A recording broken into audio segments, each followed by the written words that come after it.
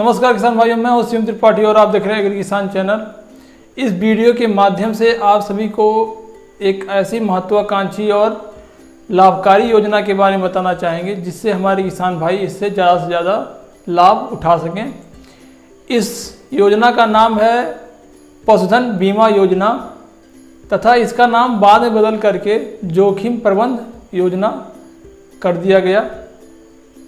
भारत सरकार ने इस बीमा को लाने का जो मुख्य उद्देश्य रखा था वो ये था कि जो हमारे किसान हैं, जो लघु किसान हैं, सीमांत किसान हैं या जिनकी आर्थिक स्थिति उनके पशुओं पर निर्भर करती है, उनके लिए अगर तो अचानक उनकी पशु की मृत्यु हो जाती है, उनको ज़्यादा आर्थिक हानि की से सामना ना करना पड़े, इसके लिए यह बीमा योजना लाई गई थी। इसका मुख्य उद्देश्य ये था कि हमारे किसान भाई ज़्यादा घाटा में ना पड़ें, इसके लिए यह बीमा योजना लाई गई थी। बात करते हैं इस बीमा योजना का कैसे आप प्राप्त करें, कैसे अपने पशुओं का बीमा करवाएं, उसके लिए आपका कितना खर्च पड़ेगा और कितना खर्च आपको मिलेगा। आपका पशु बीमा योजना के लिए आपके पशु कैसे होने चाहिए, इसके लिए क्या क्या शर्त होनी चाहिए, ये सब आप सभी को बताना चाहेंगे। तो सबसे पहले बताना चाहेंगे कि ये बीमा आप कैसे करें। इस बीमा को करने के लिए आप नज़दीकी पशु चिकित्सा अधिकारी से बात करें या पशुपालन विभाग से आप संपर्क करें। उनके द्वारा आपके घर बीमा कंपनी पहुंचेगी। आपको कहीं नहीं जाना पड़ेगा, इसके लिए कहीं नहीं कोई फॉर्म फिलअप करना पड़ेगा। आपके घर वह स्वयं आएंगे, पशुओं का सर्वेक्षण करेंगे। पशुओं की जो शर्त होती है वो ये होनी चाहिए कि आपका पशु 100% स्वस्थ हो, आपके पशु को कोई बीमारी ना हो, आपके पशुओं पर कोई अन्य बीमा योजना ना हो, आपका पशु का जो आयु है वो लगभग 10 से 12 हज़ार से अधिक नहीं, 10 से 12 वर्ष से अधिक नहीं होनी चाहिए। आपके पशु अगर तो गर्भावस्था में है फिर भी आपका बीमा हो जाएगा आसानी से। इस बीमा से आपके लिए जो धनराशि आपकी जो लगेगी, इसके लिए अगर तो यह बाजार मूल्य पर कितने आपके पशु का मूल्य कितना है, इसके आधार पर आपका बीमा जो आपका शुल्क लगेगा इसी के हिसाब से आपका लगेगा। लगभग 80 पैसे के हिसाब से लगता है।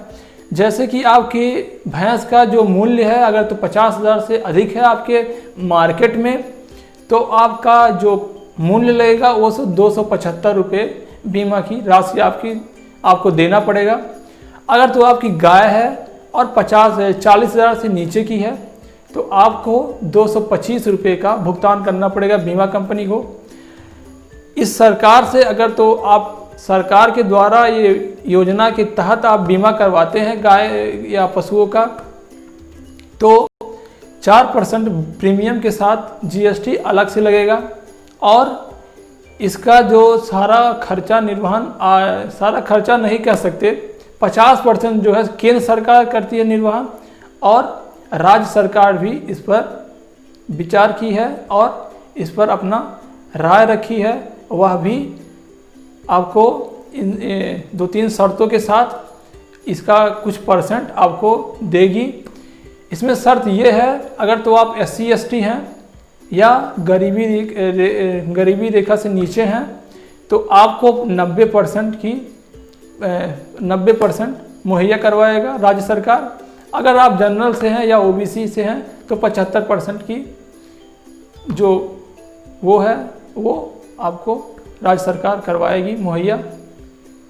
इसके लिए यह बहुत ही अच्छी योजना इसलिए सिद्ध हुई है ताकि अगर तो आपका अचानक आपके पशु की मृत्यु हो जाती है उस समय आपको ज़्यादा आर्थिक हानि ना झेलना पड़े, इसके लिए यह कार्य करती है। अब इसके लिए शर्त क्या क्या है? शर्त यह है बीमा कंपनी आपके घर आएगी, आपके पशुओं के कान में एक छल्ला लगाएगी जिसे माइक्रोचिप कहते हैं।